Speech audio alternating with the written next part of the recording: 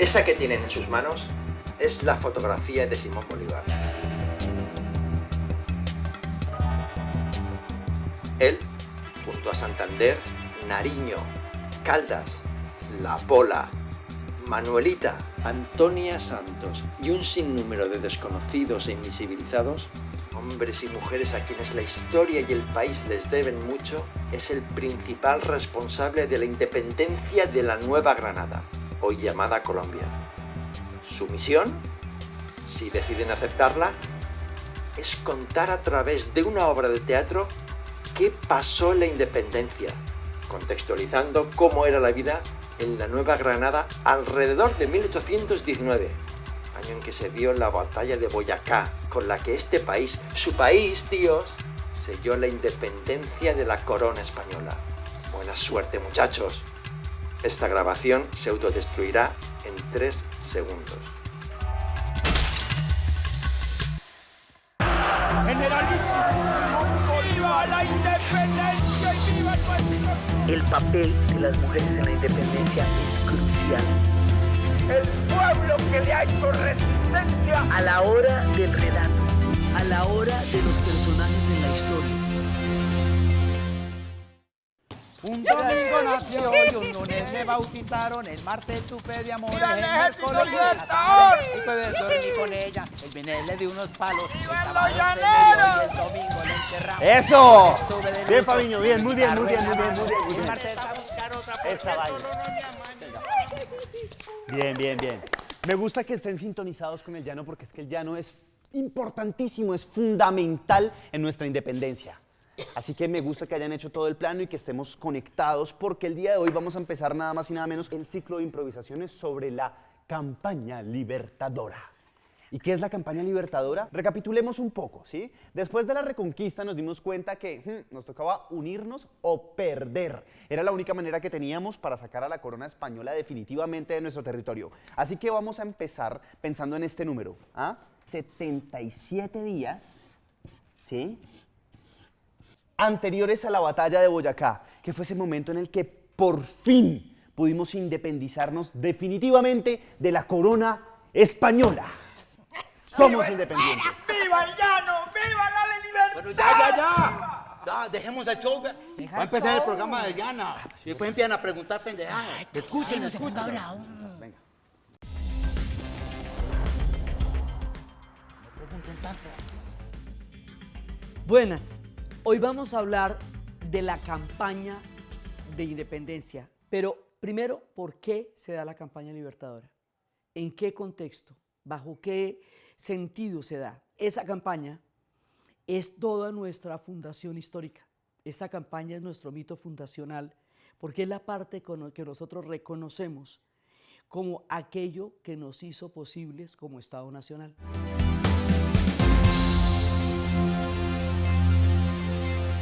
Espero que a la diva no le vaya a dar por Charlie, quiero hacer de campaña. Uy, sí, no, sería ser uno muy ridículo. Pues no, yo no quiero hacer de campaña, porque yo quiero hacer de libertad. Ay, libertad, me muero de la R, libertad. Ay, voy a hacer de la R, pero de ridícula, porque yo ya tengo mi personaje pillado. Miren, ignoranta. Esta es la libertad guiando el pueblo. ¿Y quién es la libertad? Una mujer. ¿Y quién es esa mujer? Pues yo. Ay, sí, Charlie, yo quiero hacer la libertad, ¿sí? Como esta pintura de Le Creuach. Y Liria, es de la Croa, además usted ya tiene claro que primero hacemos las improvisaciones y después vamos definiendo quiénes son los personajes. Liria, no más con eso, en pues serio. es una propuesta. Sí, más bien, ¿sabe qué? Ali, investigué más bien. Todas las personas que vayan a estar involucradas en esta campaña se van a convertir en los héroes de la independencia y en los patriotas y van a crear un imaginario poderosísimo. Cada uno de esos imaginarios va a ser tan grande como quede en la memoria de las regiones de donde provienen. Sí, entonces Córdoba, entonces Sucre, por eso también se llaman nuestros departamentos. Entonces uno se llama Córdoba y el otro se llama Sucre y el otro se llama Santander y el otro se llama Bolívar. Esto le va a dar nombre a nuestra geografía, nombre a nuestros monumentos. Todo esto va a crear el imaginario que nos nombra, nosotros nos llamamos por lo que ellos hicieron. Sí, vea, profe, mire, yo encontré un libro muy importante de historia, que dice cómo empezó todo. ¿Quiere que le lea? Sí. Pero pongan cuidado, pues. El 23 de mayo de 1819, en una choza arruinada de una vereda llamada 70, en Venezuela, Bolívar expuso su plan militar ante la Junta de Guerra que había organizado después de la campaña Admirable, cuando liberó Caracas y se le bautizó como Libertador, nombre que jamás perdió. ¡Viva Simón Bolívar, papito, papito! Ay, perdón, es que estoy... Los llaneros son aquí el tema. ¿Qué pasa? Que hay un momento en que la reconquista está haciendo retroceder a todo el mundo. Entonces la gente de Venezuela se va para los llanos, la gente de Bogotá se va para los llanos, todo el parche se encuentra en los llanos. Y cuando se encuentran en los llanos, ahí es cuando se produce la transformación definitiva que hace posible todo. No solamente la van a apoyar, ellos la van a hacer. Y ellos son los artífices y son la gente que definió en última instancia el rumbo de la independencia del continente van a ser los llaneros. Hágale, Fabiño, lea lo que quiere leer. Hágale, léalo, tranquilo. Pues es que yo encontré un libro importante, es para lo que estamos haciendo, yo no estoy mamando gallo. A ver. El 23 de mayo de 1819, en una choza arruinada de una vereda llamada 70 en Venezuela, no, Bolívar... Ya lo leyó. Pero respete, maldita... Pero si es que el que no me va a leer, ¿qué va a estar haciendo yo aquí? Pero, profe. Que ya lo habíamos... Bueno, continuemos. Pero Charlie, yo voy a leer, pero de verdad que a mí no me interrumpan porque me parece irrespetuoso que lo estén interrumpiendo a una. Siga. Atención, porque no voy a revelar la fuente para protegerla, pero es fidedigna. Miren, todo ocurrió en 1819, ¿sí? Ojo, porque en 1819 comienza la campaña libertadora y todo pasó en 1819 porque... Ay, ya, Lidia Irene, por favor, arranque. Bueno, ya. A ver, lo que yo investigué dice así. El 27 de mayo en el río Mantecal, Bolívar se baña a la madrugada, recoge su hamaca y monta en su caballo y arranca. Detrás de él viene una tropa de 1.332 hombres. Ese día, con ese número de jinetes, arranca oficialmente nuestra campaña libertadora. Bueno, la campaña de 1819, la campaña de la Nueva Granada, efectivamente es una campaña muy impresionante en lo que tiene que ver con las circunstancias ambientales. Es un momento del año en el que está lloviendo permanentemente. Se trata efectivamente de una travesía muy difícil, hecha en condiciones muy desfavorables y hay que recordar que se trata de ejércitos en condiciones muy precarias. Contaban con el apoyo de la población, contaban con el apoyo de mujeres, de población, de los pueblos distintos que la sostenían, que escondían, etcétera, y por tanto fueron los que le dieron a Santander hasta cierto punto la seguridad de decirle a Bolívar y decirle ya podemos entrar. O sea, esto ya es el esfuerzo de todo el mundo, mujeres que participaron, algunas en batalla, otras en el frente doméstico, otras en toda la parte de información, indígenas, afros, toda nuestra diversidad va a estar en estas campañas. ¿Qué pasó, profesor? ¿Qué pasó? No, es que yo recapacité y lo pensé muy bien. Pues, y ya no voy a hablar con los patrocinadores. Y yo lo que quiero es leer exactamente bien qué fue lo que pasó 2 días antes, porque yo tengo ese dato preciso. Simplemente quería eso. Bueno, no, hágale. No, también me disculpa, Charlie, pero pues el que se va para Barranquilla pierde su silla. Yo he estado aquí hoy, ¿ya? Y entonces yo he estado haciendo mis investigaciones. El 27 de mayo de 1819 arrancó oficialmente la ruta con 1.332 hombres. Pero les termino de leer. 11 días después, o sea, el 7 de junio, cruzaron el río Arauca, quedando ya en territorio de la Nueva Granada. Atravesaron 200 kilómetros de sabana inundada y llegaron hasta Tame. Y de ahí se encontraron, adivinen con quién. ¿Con quién? ¿Con quién? Juanita Bejar. ¡Yo soy Juana Bejar! Ay, no, ¡Y vengo! Deja el show, pues. Chusca, todo eso para decir lo de Juana Bejar, para decir su monólogo. Se encontraron con alguien más importante, con Francisco de Paula Santander. Santander va a ser una figura que para ellos tiene mucha significación, porque ellos sienten que Santander les dio como la bienaventuranza para que fueran los llaneros los que emprendieran la campaña de la independencia, que él fue como el primero que creyó en ellos. Es como lo perciben. El 12 de junio de 1819 se encuentra Simón Bolívar con Francisco de Paula de Santander para armar un único ejército. Eran dos hombres muy jóvenes. Francisco de Paula de Santander en ese momento tenía 27 añitos y Simón Bolívar tenía 33. El ejército de Bolívar estaba compuesto por 1.332 soldados, como ustedes lo dijeron, pero el de Francisco de Paula de Santander tenía 3.123 hombres. Hicieron un único ejército para después poder ir a lo que hoy conocemos como el Puente de Boyacá. Y Bolívar toma una decisión histórica que es la decisión que le da la gloria.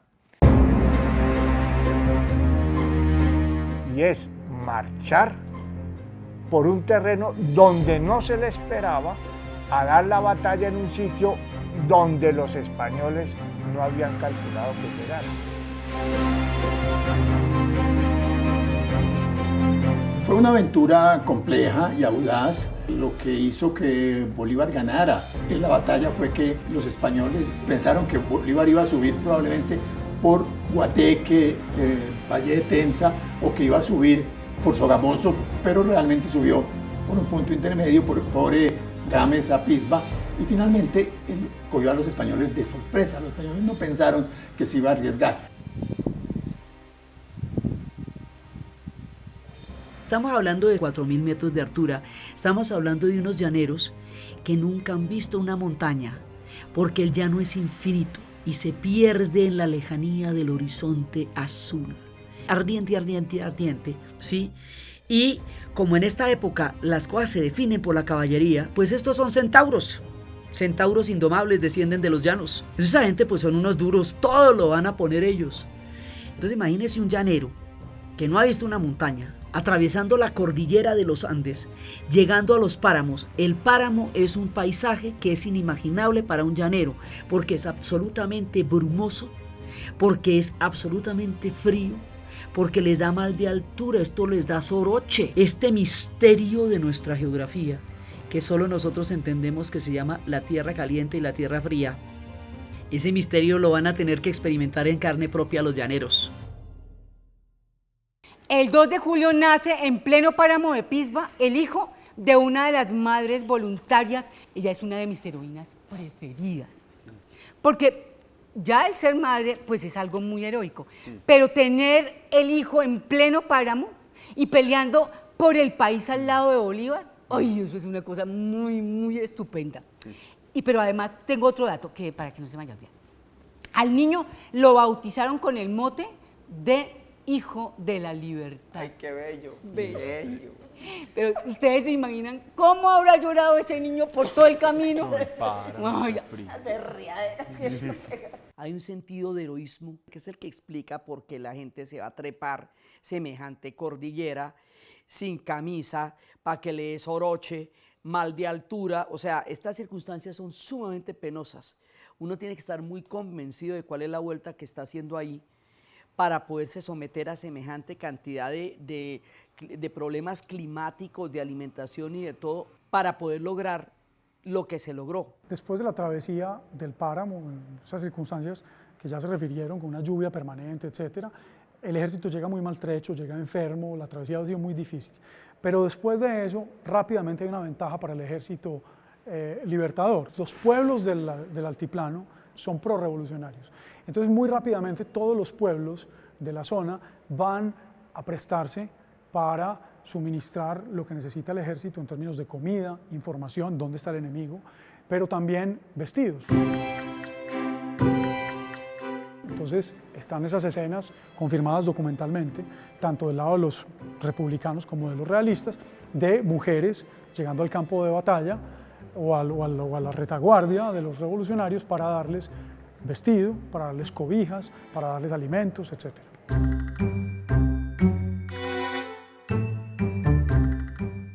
Una de las cosas que es menos conocida y que tiene que ver mucho con el triunfo de Boyacá es el cordón de guerrillas que había, sobre todo en la Sabana y un poco hacia Santander, en esta parte, Tunja, Santander, había unos grupos, unos 5 o 6 grupos reconocidos de guerrillas al menos, que estaban hostigando a los realistas desde mucho antes. Esas guerrillas fueron definitivas. En el año 19 hay una especie de surgimiento de distintos grupos guerrilleros en contacto ya con las tropas que están en el Casanare. Y eso es muy importante por varios motivos. Primero, porque van a estorbar el desplazamiento de tropas desde Venezuela, la llegada de refuerzos. En segundo lugar, porque al surgir guerrillas, por ejemplo, en Venta Quemada, en Socorro, en Quicagota, esos diferentes focos de guerrilla lo que hacen es obligar a las tropas realistas a dispersarse. Entonces no puede haber un solo cuerpo porque tienen que atender distintas urgencias. Y si usted le suma a esas urgencias las distintas posibilidades de acceso al altiplano desde Casanare, usted tiene entonces un ejército realista muy disperso porque no saben por dónde van a llegar. ¿Puedo leer? Profe, yo creo que sí. Parémosle bolas al profesor. Yo creo que sí, no, primero las damas. ¿Sí? Es un último dato, es antecito de lo que usted tiene. Mire, dice, el primer fiestón que tuvo el Ejército Libertador fue pasando el páramo. Se unieron muchos soldados con muchas familias y entregaron sus hijos para sus batallas. Así que desde siempre se han reclutado niños para la guerra. Eso no lo inventó el tal ese Jojoy. No, pero no entregaron solo soldados, sino 18 cargas de ropa entregadas a última hora. Entonces, ahí en ese momento es cuando estaba participando un gran concierto histórico para transformar el destino de un continente. Y esa convicción de que esto se tenía que hacer ahí, en ese envión, en ese momento y en ese tiempo, era lo que tenía en la cabeza desde Bolívar, que se inventó el sueño, pasando por toda la gente que estuvo metida acá. Todo el mundo estaba convencido de que esa vuelta la tenían que sacar ya. El 25 de julio se vino la batalla más larga, más sangrienta y más importante para nuestra independencia. ¿Alguien sabe cuál fue?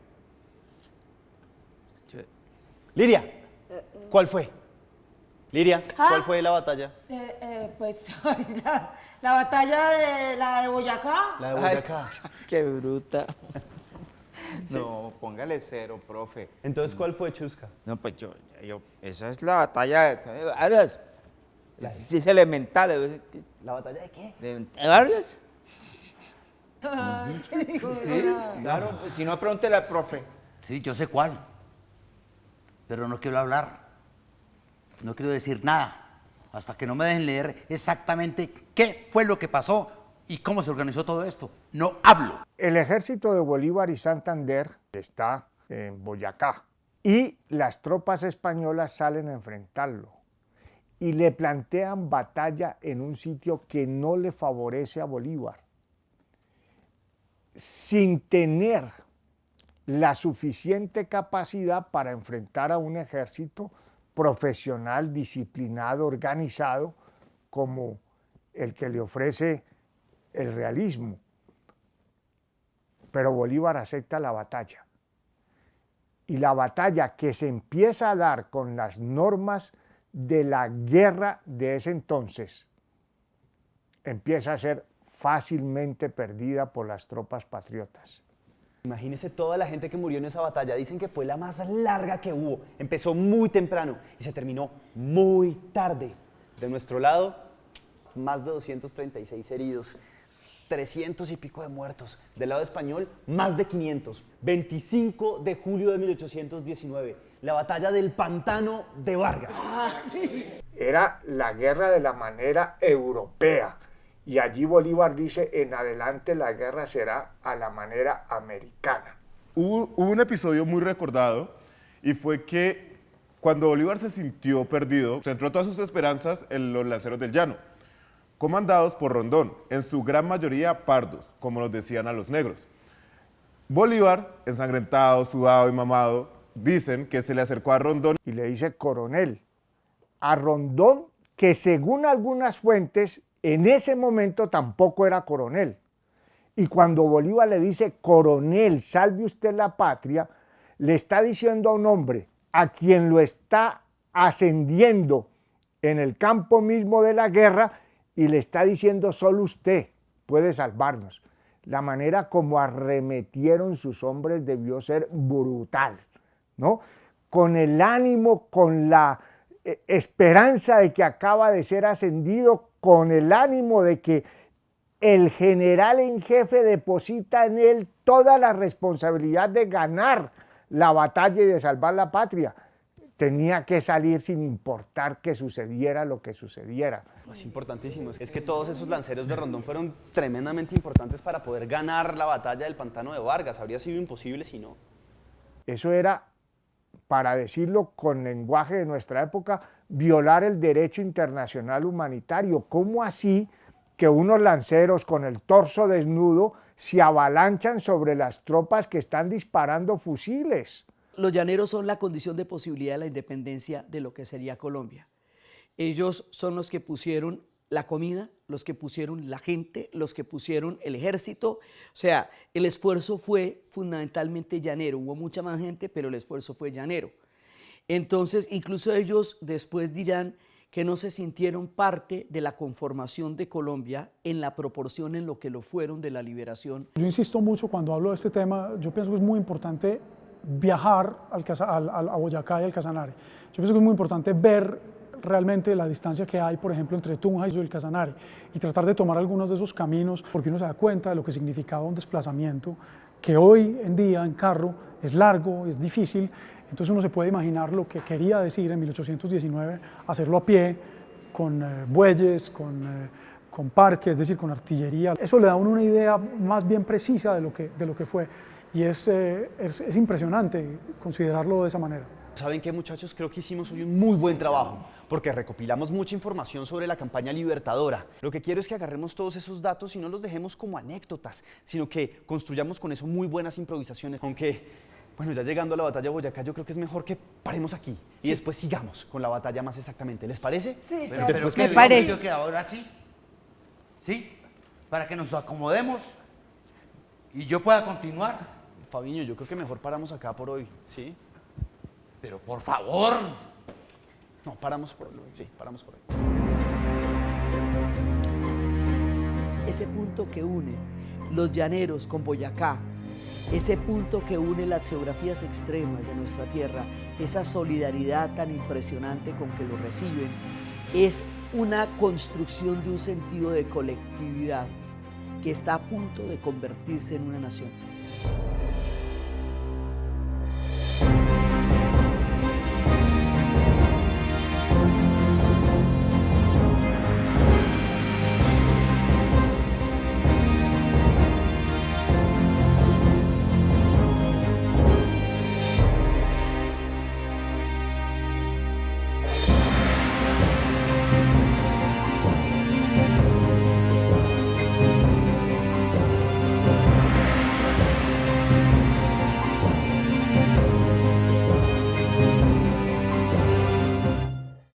Este programa fue financiado a través de los recursos del Fondo para el Desarrollo de la Televisión y los Contenidos de la Autoridad Nacional de Televisión.